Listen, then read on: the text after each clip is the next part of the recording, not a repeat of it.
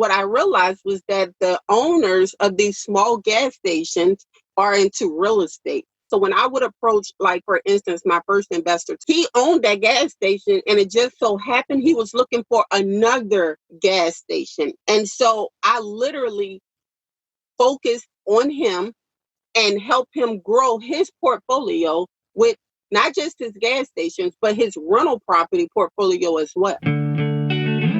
Welcome to the Rental Property Owner and Real Estate Investor Podcast, brought to you by the Rental Property Owner Association, providing benefits and services to real estate investors and rental property owners for over 48 years. With your host, Brian Hamrick from Hamrick Investment Group. This episode is sponsored by Green Property Management, managing everything from single-family homes to apartment complexes in the West Michigan area. Find out more at greenpropertymgt.com. And RCB and Associates, helping real estate investors and small business owners navigate the complex world of health insurance and Medicare benefits at rcbassociatesllc.com. Hello and welcome to episode 267. My guest today can best be described as someone who has overcome great odds to achieve incredible things. Today, Terrica Lynn Smith is a real estate broker and investor holding over 250 properties in Louisiana. She's a developer of a $14 million mixed-use community and founding partner of one of the largest private real estate crowdfunding companies in her state. She also has created her own board game that she designed to teach development concepts. And she's been invited to the White House. But as I mentioned, she's also had to overcome enormous difficulties and challenges, which I'm looking forward to learning more about today. Terrica, welcome to the show. Hey, Brian, thanks for having me. I was very struck by your story, and I wanted to have you on the show both to talk about real estate and also to show that, hey, you know, you can come from any sort of background and any sort of difficulty and still be very successful in this area. And I'm wondering if you could just kind of fill us in on your background and what the path was that led you to real estate investing. Oh, yes, absolutely. So I'll tell you this. I had a rough start in life. You know, I was abused by my mother and her drug dealer at the age of 5 years old. She sold me to him to settle her debt that she owed him. And eventually that ended up putting me into foster care. And I spent most of my life in foster care, you know, going from home to home, not really trusting anyone, and eventually ended up getting pregnant at the age of 16 and homeless. And to me, Brian, it was some of the hardest times of my life because I felt so alone and I felt like I wanted to give up and I felt like no one cared about me. And that I was in this alone. But, you know, having my child made me realize that I wanted to be a better person. Like I wanted to give him a better life. And that I was a victim at 5 years old. And, you know, I was abandoned and put into foster care by my family, the ones who were supposed to love me. But that don't mean that I have to be the same type of person my parents were to me. I can be a better person for him. And when I was homeless up under that bridge with my son, I made him a promise that as long as I had air in my lungs, that we would never end up here again. Like I would never allow him to experience homelessness, you know? And so that was a mindset moment for me. It was a mindset shift that made me say, okay, I want to do something more for my son than what I'm doing right now. Because if not, he's going to end up in foster care just like I was in foster care. And he's going to go through what I went through, Brian. And I just couldn't allow that to happen. And I know how much at that time, how much I resented my biological mother. So I didn't want him to feel like that about me, you know? And so Hurricane Katrina came and we was trapped in the city for 3 days. And, you know, I was on all type of government assistance. And I was like, look, I am tired of relying on people to be my provider. I have to do better for myself. So if another Hurricane Katrina comes, I'm not going to be trapped in the city for 3 days because I don't have no money. And when shortly after Hurricane Katrina, actually 1 year after Hurricane Katrina, I went to real estate school. And I failed that exam 7 times, Brian. It was the hardest test I've ever taken. You know why? Because in my family, growing up in foster care and just having parents that's addicted to drugs, they don't talk about real estate ownership, having investments. Like, that's a foreign language. It was a foreign language to me. I did not understand what liens were, or encroachments, or encumbrances. I didn't even know what ownership was, because everybody around me like never talked about real estate investing or ownership or anything like that. So I had no clue of that type of lifestyle. Yet I'm sitting in class trying to pass this exam and I have no clue of the terminology. But I eventually went on to pass that exam, and I got my real estate license. What was it that led you to even think about getting your real estate license in the first place? Because like you said, there was nobody modeling that sort of thought or idea for you. So where Yeah. did you come up with that? Yeah. So, crazy story. I used to travel when I was 15 years old and I was in foster care. I ran away and I started selling magazines on the road for a short period of time until I got pregnant. I got pregnant on the road selling magazines from state to state. And I would knock on these people's door that lived in these beautiful houses. I mean, mansions all around the world. And I'd be like, what do you do for a living? They'd be like, oh, we're in real estate. And that always stuck with me. Like, these people living in these beautiful houses in these beautiful neighborhoods, and everybody I'm asking keeps saying they're in real estate.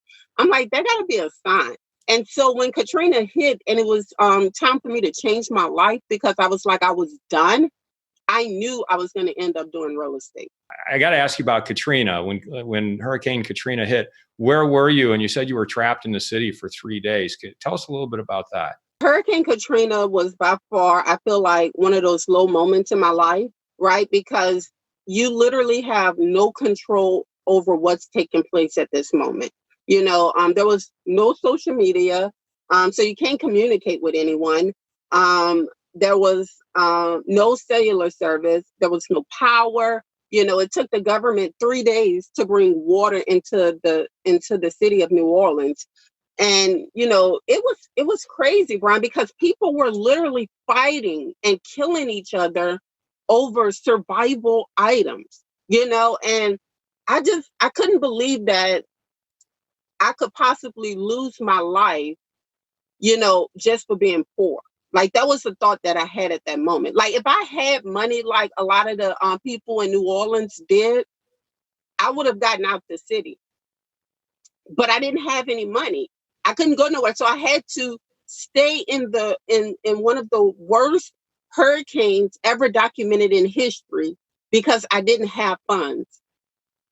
I couldn't take my children to safety because I didn't have funds, Brian. Who wants to feel like that? That's an awful feeling. How did you survive? I mean, because that was a very dangerous, very tragic hurricane. Yeah. Katrina was bad, but the aftermath of what the storm caused was even worse. So, like, the levees broke and the city started rising with water. Now, I don't know how to swim.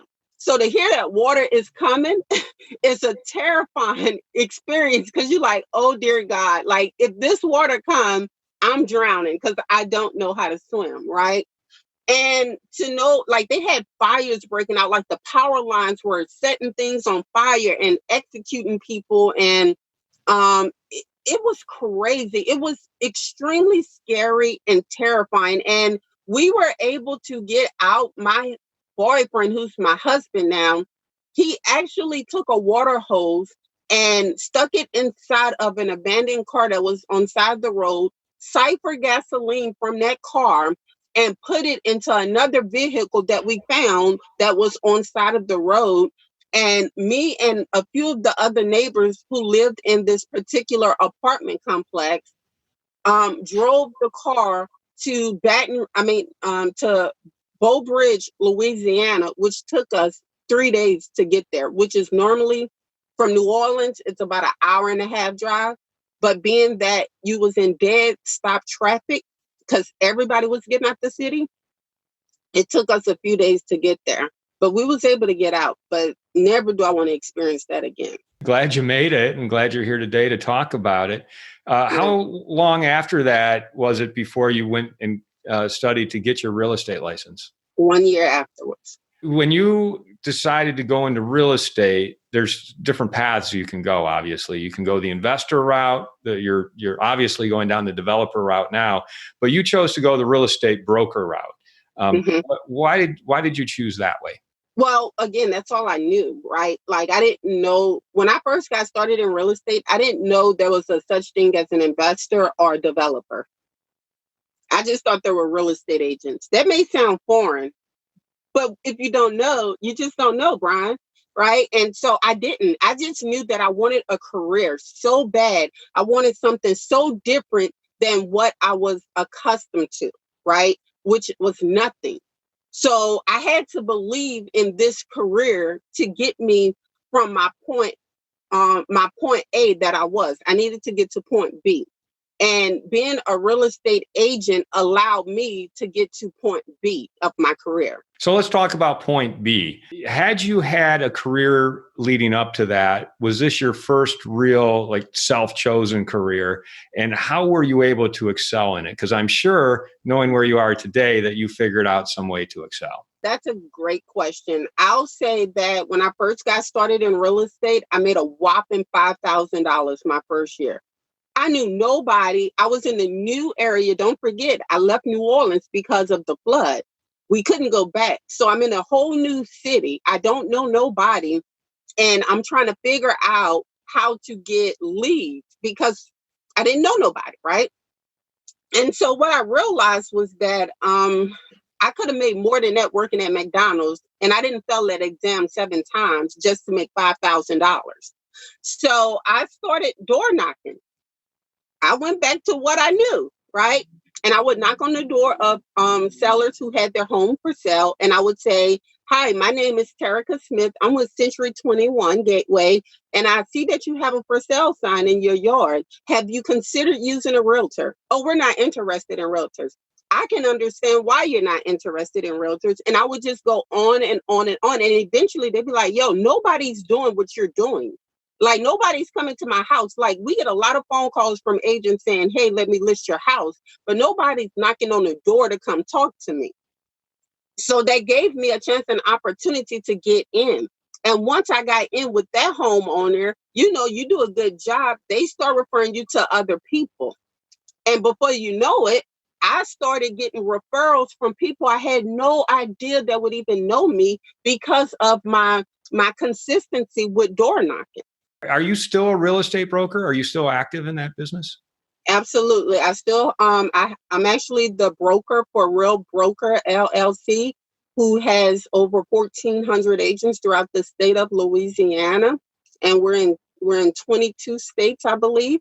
We just went public on the Canadian market, and in Louisiana we have about 23 realtors, I believe, up under our platform. You started deciding to invest yourself. How big did your career as a real estate broker get leading up to that? I did pretty decent as a real estate broker. Like, I was a multi-million-dollar producer.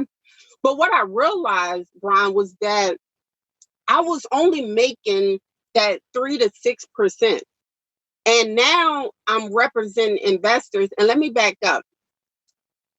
When I got started door knocking and trying to get sellers to list their properties with me, I did that for a short period of time until I realized what my niche was going to be in the marketplace.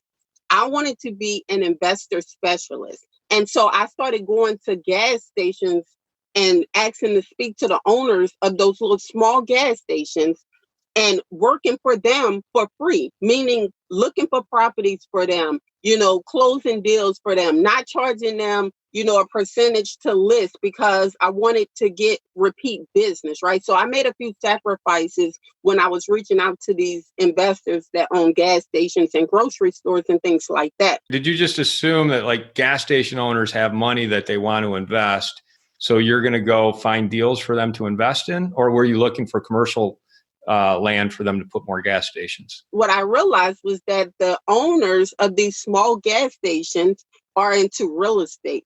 Now, I didn't know if they were looking to buy more real estate and or if they knew someone like some of their friends who would be interested in investing into real estate. But what I did know was that they were already in the real estate game and that they would be able to help me. So when I would approach, like, for instance, my first investor, Tawfiq, he owned that gas station, and it just so happened he was looking for another gas station, and he was unhappy with the person he was using. And so I literally focused on him and help him grow his portfolio with not just his gas stations, but his rental property portfolio as well. And doing a good job for him allowed him to tell his friends about me while they at the campgrounds hunting deer and stuff. They talking about Terrica Lynn Smith. And guess what? I get more phone calls from investors now because I've done such a good job for Sam, or Tawfiq. His American name is Sam. But still, so I did a good job for him. And so I knew that, and the reason why I knew that the owners were in the gas stations was because they would be the ones who have to come and approve those checks to be cashed. They wouldn't just allow the employees or the managers to approve those checks that needed to be cashed. They always say, let me get the owner. So it just hit me one day like, yo, the owners are in the stores and they own this gas station. So they got to be into real estate investing. I'd like to take a moment to tell you about Green Property Management. Not only do they manage everything from single-family homes to apartment complexes in the West Michigan area, they also manage my entire portfolio. So I can tell you from personal experience that their unique flat fee management style is worth a closer look. If you feel that your property isn't operating to its fullest potential, then Green Property Management can help you take a holistic approach that will save you money, eliminate your headaches, and increase your net income. And if you're a property manager interested in applying Green Property Management's model, give them a call at 1-866-95-GREEN or visit them on the web at greenpropertymgt.com. If you're thinking of leaving your W-2 job and becoming a full-time real estate investor, one of the greatest costs you must consider is healthcare for you and your family. When I made this transition myself, I found the whole healthcare insurance process to be confusing and frustrating. That's why I'm glad I met Chad Creasy at RCB and Associates. Chad is a professional health insurance agent who helps real estate investors and small business owners understand and choose their best healthcare options. And best of all, his services are covered by the insurance company and won't cost you a dime. If you live in Michigan and are expecting a change in your healthcare insurance coverage for any reason, or losing employer coverage or transitioning into Medicare, then you owe it to yourself to contact Chad Creasy at rcbassociatesllc.com. That's quite a niche you carved out for yourself, and you found your own investors. What kind of calls do you get from investors saying, hey, I'm looking for this, I'm looking for that? It sounds like you kind of run the gamut. Commercial development, shopping strips, rental portfolios, all type of calls,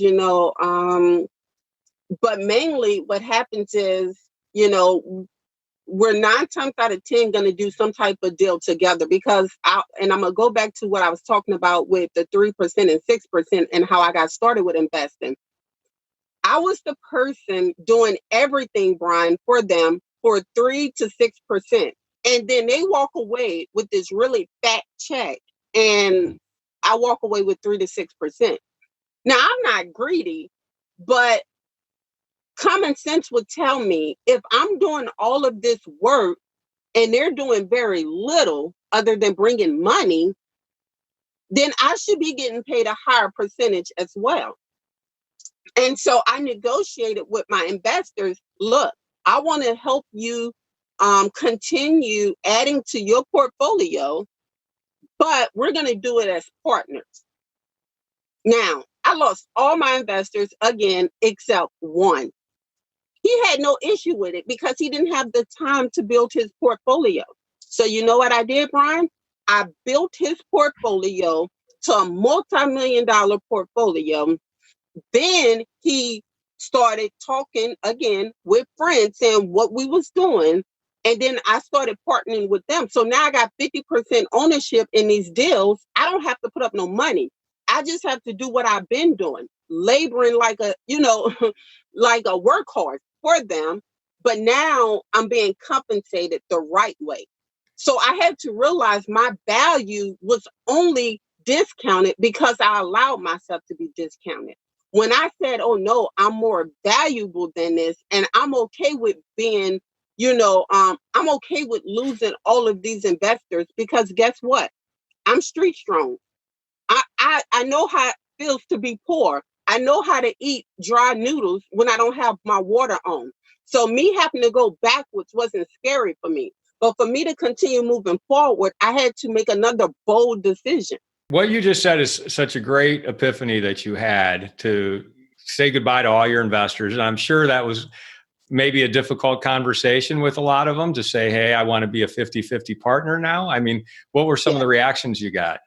Oh, they said I was greedy. I was unappreciative. How dare I think that I should get anything with no money? And, one investor had the audacity to remind me that I was from New Orleans and I came from Hurricane Katrina, and that I should be honored. Brian, I should be honored that I'm working with him. And how did that make you feel? I mean, because when people push back like that, there's something in a lot of us that says, "Ooh, well, maybe they're right. Maybe I should listen to them and be honored." Did you ever have that thought cross your mind? Not at all. The thought that crossed my mind was I should have been did this, because again, I realized it's the same mindset I had with selling the homes when I first got started. If I keep putting my name in front of $30,000 houses, I'm going to keep getting $30,000 leads. But if I put my name in front of a $250,000 house, then I'm going to get $250,000 worth of leads. If I keep on allowing them to pay me 3 to 6% in commission, then that's all I'm going to ever make. I wouldn't be sitting here talking to you as a real estate developer who's been invited to the White House if I didn't make that decision. So although I lost all of those investors, I gained so much more with not being afraid to go back to zero. And you had that one investor who saw the value in what you were proposing. And I'll tell you, that value of you building that portfolio, when they have the money but not the time, there is just an immense amount of value in that. So what kind of portfolio did you build with this person? So he has over 100 rental properties right now, a dozen gas stations, and he also have a few tree cutting businesses that we built together. So what's his involvement in those? Is he passive and you're doing all the work, or how did you guys split the work there? Yes. And so that was one of my early on ventures. I am out of those deals with him.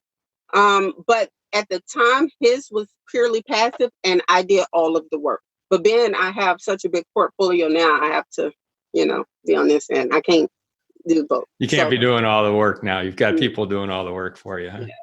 Yes. So I love that. I love that. And there's so much ground we have to cover here. So let's move on to the next phase, because you changed your whole way of doing business as a broker. You made it more of a partnership relationship with your clients. But I also know you're involved in a development project. Mm-hmm. Was that the next step, or was there something else in between? The next step before I became a developer was that I started increasing my portfolio with rental properties, right? And so I took $5,000 from that commission. Well, I took $5,000 from my income tax return and $3,000 from a real estate commission. And I used that to buy my first property by myself, which was a huge accomplishment because nobody in my family has any investments like this, right? And that a property appraised for $60,000. The bank said, I'll give you 80% of that, Terrica. I'll give you 80% of the ARV. And so I was able to get $52,000, $48,000 to $52,000 of money from the bank. And I was able to use that money to go put down on a $250,000 property. That was more real estate doors. Are you saying you bought one property for cash, mm-hmm. financed it, took that money and used it as a down payment on a yep. property 5 times the size? Yes. And this is you doing all this, no partners involved? No partners. And did you just continue stair-stepping your portfolio that way? Yes, I snowballed it. And once you get a certain amount of doors in real estate, I believe that, real estate is an octopus. There's so many legs attached to this, right? There's buy and hold, there's rehab, there's wholesaling, there's developments, there's mergers and acquisitions, there's syndication. There's so many legs in real estate, right? And for me, I call myself I would like to be considered the ultimate investor, which means that you take a company and you go all the way public with it. In my definition, it's not the world definition or anything like that. It's something I created for myself to say I have become the ultimate developer, which would be my real estate crowdfunding platform company that we would take public, when the time is right. But for me, having the rental properties was like the first step. And then I was rehabbing. And then I was like, okay, I started smaller developments, like maybe 2 or 3 homes in one community. And then I started doing 20 homes in a community. And now rehabbing those homes, or are you talking new development? No, it was new developments. It was new construction homes that was being constructed in pre-existing developments, but had vacant lots. The 250 units that I mentioned in the intro for your portfolio, are those your units, or do you own those with investors? It's mixed. Some are owned individually and some have partnership agreements with them, yes. And you mentioned real estate crowdfunding platform. That sounds like something that you created. Talk about that. What is the crowdfunding platform and why did you create it? So we created SALT Capital Equity Group because I want to help people break generational curses that they don't even know that they're a part of, right? So I said very early on in this interview, Brian, that nobody in my family talked about investments. Nobody in my family talked about ownership or anything like that. And I believe that it's important for people to understand how important it is to have another stream of income, to have investments working for you. I didn't become, I call it a kingdom-made millionaire until I understood the importance of investing. I have to invest. It's not an option. It is mandatory, right? And so SALT Capital allows unaccredited investors who may not have all the resources that the bank requires, such as 20% down payment and or the credit and or the references, because they're new, right? And so what we do is, being that I acquire so many properties throughout the year, I place them into our real estate crowdfunding platform, and we allow investors to come and invest on those properties alongside of me. And now what we're doing is we're giving you the education that you need and references whenever you go to a bank. And when you get paid a return on your investment, you save that up for your 20% to go to the bank. And we also teach you, how to be ready to go to the bank and get approved for a loan to do this on your own. So our crowdfunding platform is not for us to just sit there and keep taking people in, through our platform. Is to teach them how to be independent investors on their own. So it's an educational platform as well as a financial and investing platform. Yes. And is this functional and operational, or is it something that you're still working on? Yes. No. Oh, no. We have SALT Capital. We opened SALT Capital about 1.5 years ago. Spell that for us. When you say SALT Capital, SALT? Yes, SALT, SALT, Capital, CAPITAL, Equity, EQUITY, Group, GROUP.com. SaltCapitalEquityGroup.com is the webpage. And we have, in 1.5 years, we have about $21 million in our portfolio in assets. We have about 300, almost 300 members and over 200 approved investors. Let's talk about your development, because I know you're working on a $14 million mixed use development. Tell us a little bit about that and where you are in the process. Right now, we're actually going to be breaking ground, hopefully early spring. And that development is going to consist of residential homes. It's going to have 30 residential homes. It's going to have 64 townhomes. It's going to have a 50 unit senior complex and a 10,000 square foot commercial development as well. Where is this in Louisiana, and how much are you raising from investors for it? This is in Lafayette, Louisiana. The project is $14.5 million. We're not looking, I would say, we're not looking to raise any money from investors. We have the funds for it. But if we want to offset some negative debt, then we definitely will be open to a discussion. What is your involvement in that? Because investing and then developing are two completely different things. Are you the lead developer on it, or have you brought together a team of people to help you with that? So I am the lead developer. I have an amazing team that's a part of this as well, which is the partners with Salt Capital Equity Group. And so together we all specialize in different aspects of it.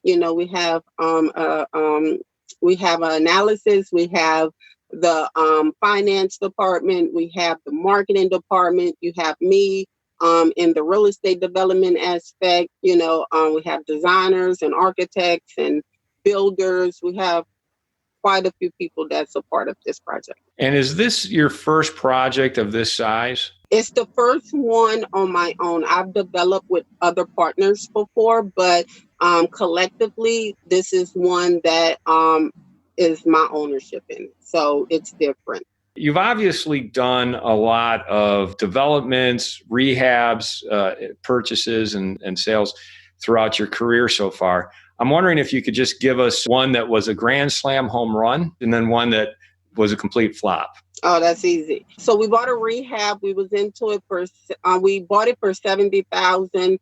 We put $28,000, I believe, into it. We was into it for about $100,000. We sold that property for $159,900. And I mean, we was able to pay out a decent return on that. And that all happened within 4 months. Yeah, that one we did really well on. And the worst property ever would be the property that I worked on here in Lafayette, where we bought it for $200,000. It appraised for $500,000. We put $100,000 into it, $300,000, and then we had the oil field crash, which our market is huge in the oil field industry, especially in that price range. And it sat on the market for 3 years, and I sold it for $300,000, taking a loss. It's painful. Yeah. And that would have been just this past year? No, we sold that one 2 years ago. No, the oil field the historic oil field hit is this year. No, but in 2018, we had another hit with the oil field. You also designed and developed a board game about the development process. Tell us a little bit about that. What made you think, hey, I'll create a board game? And what are some of the lessons you're giving in that board game? So developers, and you can get developers at developersboardgame.com. The reason why I created developers was the same reason why I created Salt Capital Equity Group. I want for people's lives to be changed through real estate investing. That is the most important thing to me, because that's what took me from being homeless to this multi-million-dollar real estate guru, whatever they call me, I don't know. But this is what took me there, right? It wasn't, anything else. So I only can give what I know. And I thought, what a fun way to start teaching children at an early age how to get started in real estate by playing a board game. And it teaches them how to leverage. The game is all about leverage, right? How I leveraged my first property of $8,000 into 200 and something doors now because of the discipline, right, of leverage and understanding it. So the real estate dollar is way more valuable than the American dollar. You get a whole lot more with real estate money than you would with just the regular dollar that you have in your bank account. And so I teach people that it's important to understand leverage. And then I also want to ask you about your visit to the White House. You were invited to the White House. Tell us why and what that experience was like. That was awesome. Because the community that we're developing right now is in an opportunity zone, and through the new opportunity zone initiative that's up under President Trump, it's meant to revitalize rural deserted areas that haven't received income dollars in decades. And so being that we have taken on a project that is located in an opportunity zone, we did the exact example of what this initiative was created for, which brought national attention at the White House. Did you meet a lot of people? Did you meet President Trump? Did you meet some of the other players there? Or what did you get to do? we didn't meet President Trump. There was, we were supposed to have a grand opening before COVID, and a lot of the White House staff was supposed to be at the grand opening because of the initiative with the Opportunity Zone, and they were going to try to get Dr. Ben Carson to attend as well. But Scott Turner, who's on the, he's the director over the Opportunity Fund Initiative. He was, we sat and met with him. He came out to the project in Lafayette, Louisiana, him and some other folks from the White House, and was able to tour the property and, just share the story nationally.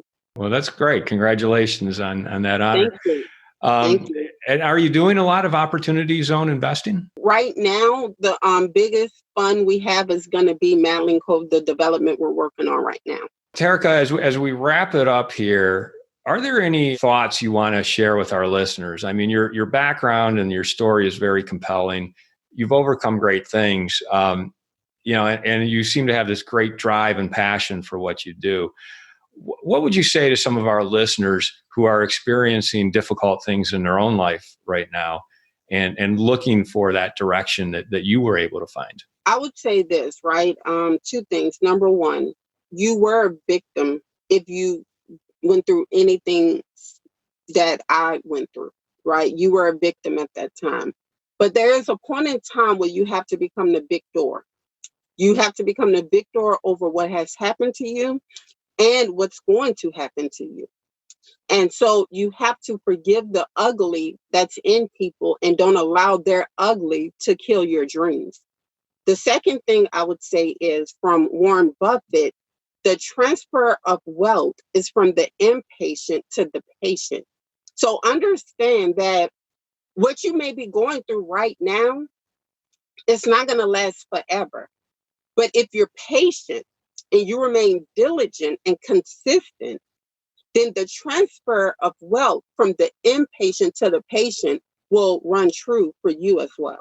Great advice. Thank you. And if people wanted to get a hold of you, find out more about you, or visit some of those websites you mentioned, can you tell us once again how to find out that information? If you want to get the board game, you can go to developersboardgame.com. That's developersboardgame.com.